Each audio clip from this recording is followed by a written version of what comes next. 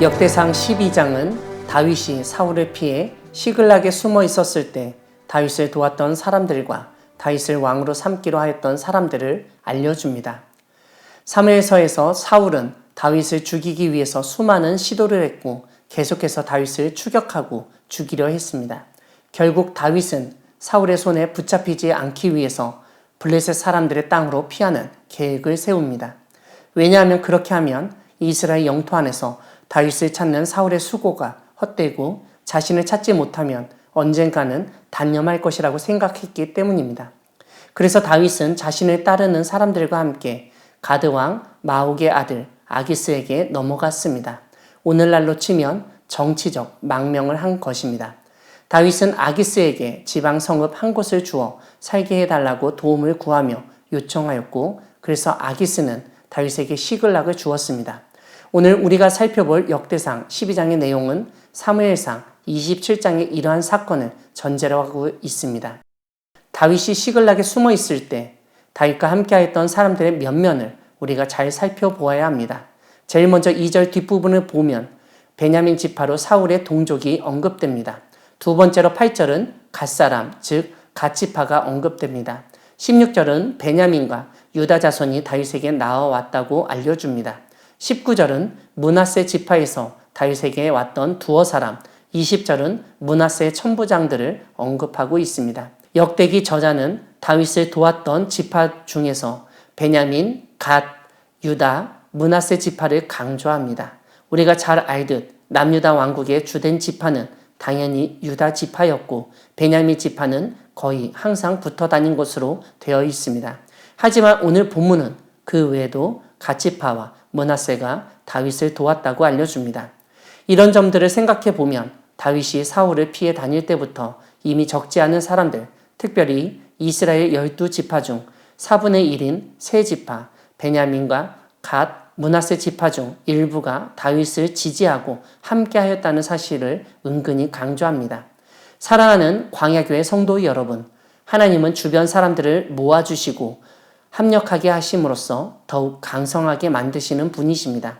오늘 본문은 다윗이 왕이 될 때 함께하였던 사람들을 알려줍니다.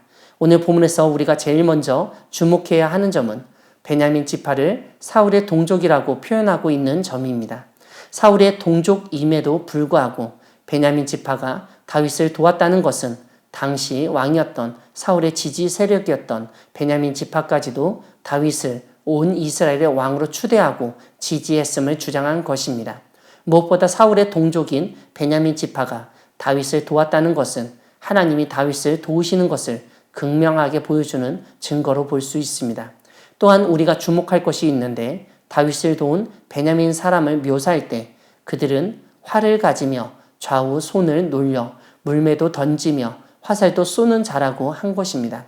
이런 점에서 베냐민 사람들의 합류는 단순히 지지하는 사람들이 늘었다는 차원을 넘어서서 다윗의 전력이 강화되었다는 점을 보여줍니다. 8절의 갓사람 묘사도 주목할 필요가 있습니다. 갓사람들은 다 용사요, 싸움에 익숙하여 방패와 창을 능히 쓰는 자라고 설명합니다. 여기서 우리는 갓사람들이 훈련된 군사였음을 깨닫게 됩니다. 거기에 창과 방패를 사용한다는 것은 헬라 제국이나 로마 제국 군대가 사용하던 방어와 공격을 동시에 할 수 있는 능력을 갖춘 군대였음을 보여준다고 할 수 있습니다.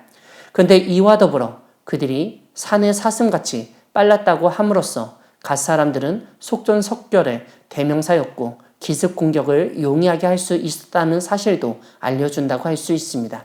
이러한 갓사람들의 도움 역시 다윗의 전력에 크게 보탬이 되었을 것은 당연합니다. 무엇보다 15절을 보면 갓 자손이 군대 지휘관이 되어 작은 자는 백부장이요 큰 자는 천부장이었다고 설명하고 있습니다.